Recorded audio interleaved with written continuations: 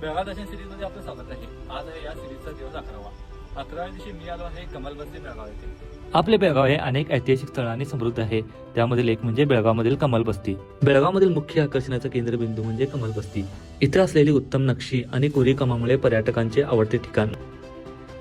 बेळगावचे वैभव असलेल्या भुईकोट किल्ल्यामध्ये कमल बस्ती ही वास्तू आहे आणि ही वास्तू जैन धर्माची बस्ती म्हणून ओळखली जाते. कमल बस्तीची निर्मिती इसवी सन 1204 साली बिच्ची राजा यांनी केली आहे. जवळपास 800 वर्षांहून अधिक काल लोटलेली ही वास्तू आजची जशीच्या तशी आहे. या वास्तूचे कमल बस्ती हे नाव मंदिरातील रंगमंडपातील सुंदर कमळाच्या आकाराच्या छतावरून पडले आहे. संपूर्ण वास्तू दगडाची असून या ठिकाणी 24 तीर्थंकरांच्या मूर्तीचे कोरीव काम दगडातून साकारण्यात आलेले आहे.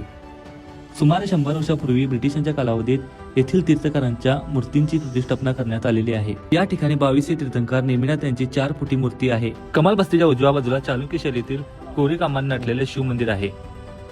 सध्या या मंदिराचा सभा मंडप तितका शिल्लक असून गाभारा व इतर भाग भग्नावस्थेत आहे.